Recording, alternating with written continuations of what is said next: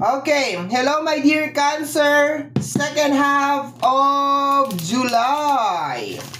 This is from July 16 hanggang sa katapusan mga my dear, and this is a general reading. Reminder para sa mga new or mga bago, ang gagawin natin ngayon na general reading, so hindi to 100% na mag-resonate para sa ating lahat. So please my dear, lower your expectation pagdating po sa mga general reading. Okay? So let's go tayo my dear. Kukunin ko lang yung aangat kasi sigurado ako mga my dear Cancer, mahihirapan ako. Ayun, may nahulog din. Masyadong compress yung card, no? Masyado siyang, basta, it's really hard to explain. But anyway, may nahulog ng isa. So let's go tayo my dear Cancer. Angel message, second half of July 2024. Sabi, the universe has a bigger plan for me, which is for you. And it's time to claim them. Ulitin ko my dear. The universe has a big plan for you. Not for me, but for you. And it's time to claim them. Dito pala sa card na to my dear, nararamdaman ko na may parating na something big. Okay? Big plan. Okay? So, ibig sabihin, may eksena sa second half of July. Okay? Let's go na tayo sa energy ng past and future. Energy ng iyong nakaraan at saka energy ng second half of July. My dear Cancer. Energy ng past, okay? We have here the Three of Diamonds. Okay? The Three of Diamonds, mga my dear, which is Pentacles energy. Okay? May kinalaman yan sa job, work, collaboration. Okay? So, nakukuha ko dito, my dear, na parang meron kang effort. Meron kang energy na nilabas sa may kinalaman sa usapin ng pinansyal. Posibleng nag-create ka ng business. Posibleng nag-apply ka ng trabaho. Okay na nakukuha ko dito, my dear. It's more on collaboration. Posibleng nakipag-sosyo ka, nakipag-business partner ka. Something na collaboration na may kinalaman sa usapin ng pinansyal or makakatulong sa paglago ng iyong pinansyal. Pwede din, my dear, na sinasabi ng card na to na ikaw ang klase ng tao na talagang very hardworking ka talaga. Lahat ng trabaho, lahat ng diskarte ay talagang gagawin mo para lang mabago ang iyong buhay. Positive cards yan, my dear. Positive cards, okay? Second half of July, we have here the Jack. The Jack of Spades, okay? The Jack of Spades. Jack of Spades is a Page of Sword. Ano man Page of Sword? Okay. Be careful what you think. Be careful what you think. Pag-aralan mo, my dear, yung mga iisipin mo, my dear, sa second half of July. Okay? May warning akong nakukuha dyan. Posibleng be careful sa mga makakasosyo mo.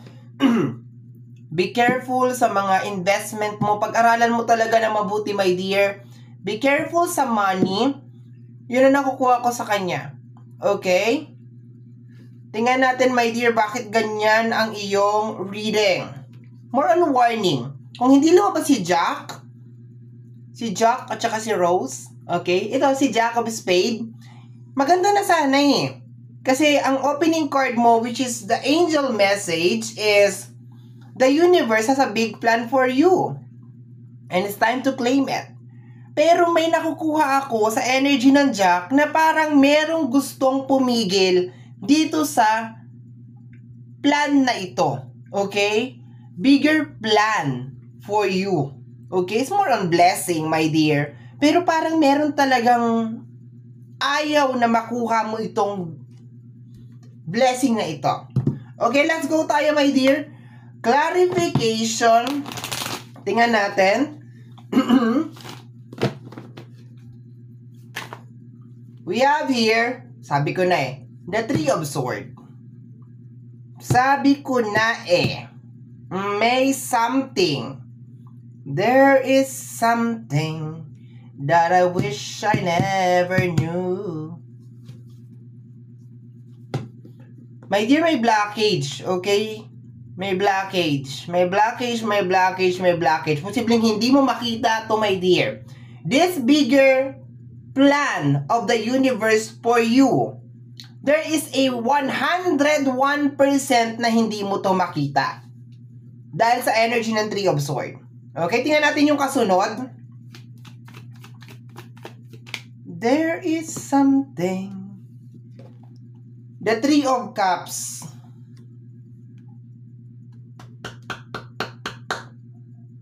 My dear, I will be very careful sa mga invitation. I will be very, very careful sa mga invitation, gatherings, celebration. Lalo na kung hindi naman ikaw nag-organize. Pakiramdam ko may something doon sa celebration na yon na posibleng mag-cause ng distraction sa'yo. Especially kung hindi mo kilala kung sino yung magse-celebrate, do not go. Do not go. Di mo kilala, di mo ka mag-anak, di mo ka ano-ano, hindi mo kaibigan, do not go. May something sa event na yon na posibleng magpagulo ng blessing mo. Posibleng makita mo doon yung lalaki or babae na lalandi sa'yo at uubos lahat ng kayamanan mo. Pwede. Or starting from that event, from other event to other event, hanggang hindi ka na makapag-focus doon sa blessing mo. It is just a distraction. Yun na nakukuha ko over here. Let's go. Uy! Let me see, my dear Cancer.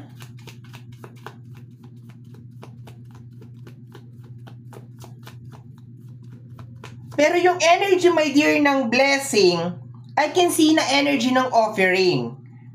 Pero mas nag-focus ako doon sa distraction kasi yun talaga yung nararamdaman ko. Bakit hindi makikita ng ating mga my dear Cancer yung big plan sa kanya ng universe?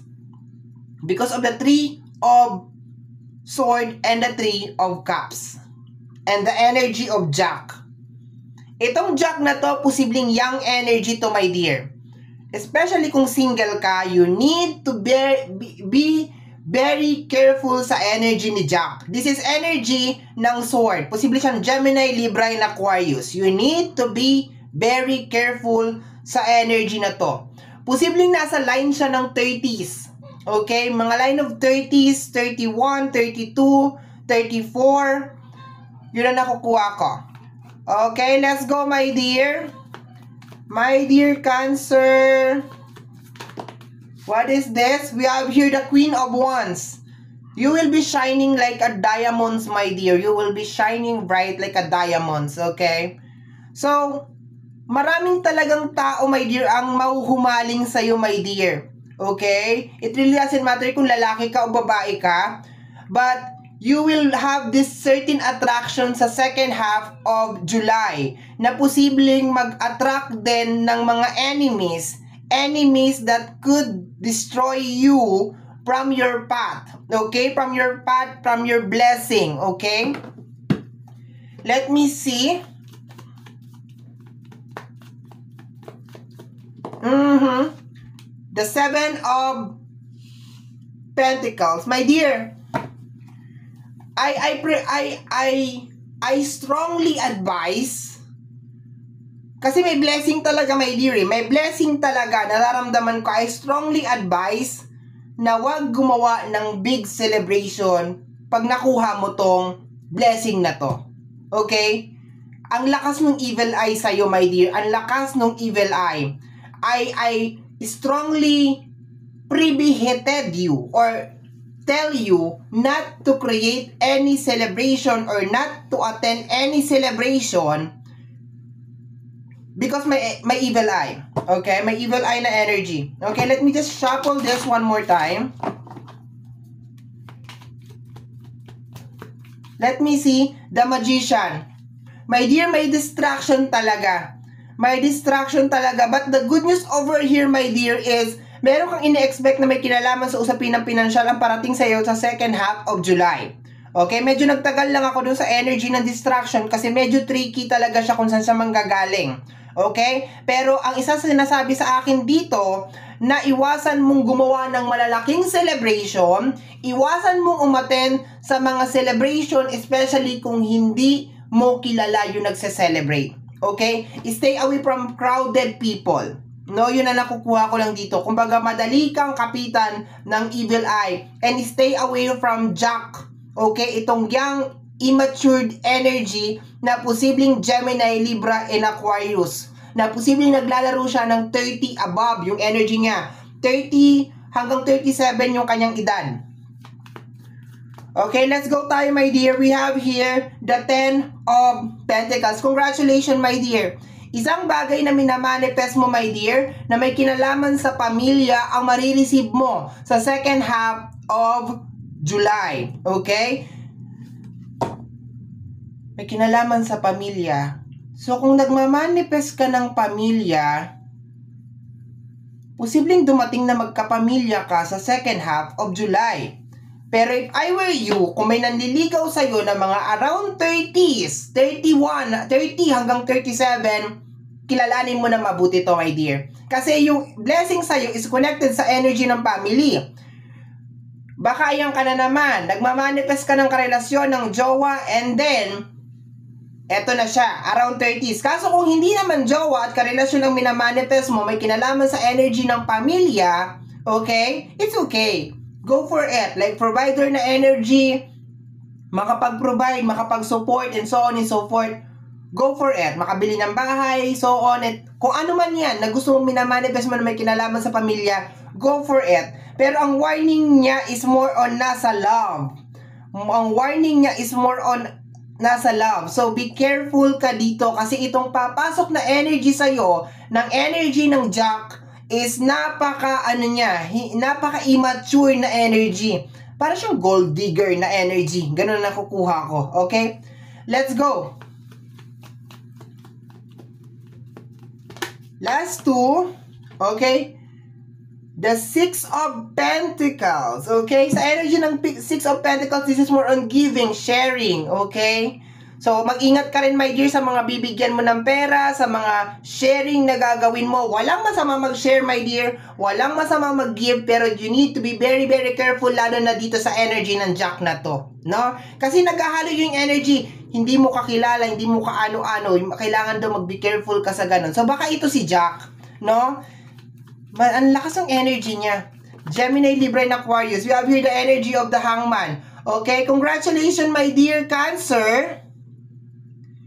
Isang sitwasyon na may kinalaman sa pamilya ang mag-i-end sa second half of July 2024. But you need to be very careful sa pagdating ng Jack of Spades, which is energy of Gemini, Libra, and Aquarius. Posible din, my dear, na meron siyang katangian or energy ng Gemini, Libra, and Aquarius. Pero dito ang energy ng Taurus, Virgo, and Capricorn dahil sa energy ng Magician. Okay?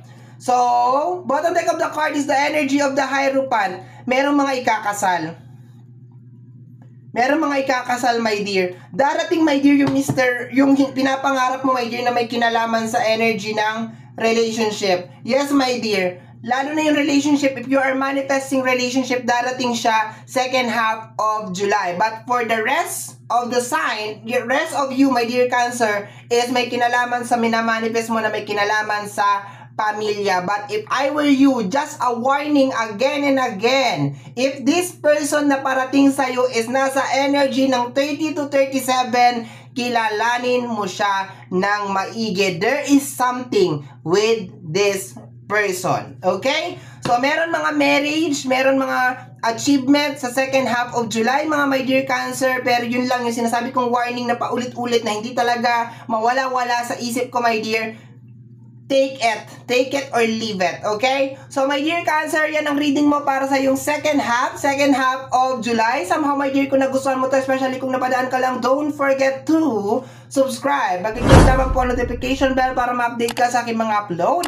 And free to like, free to share, free to comment sa lahat ng ating mga videos. Once again, my name is RJ, also known as Apo J. Maraming salamat po, and until next time, bye-bye! Thank you, my dear!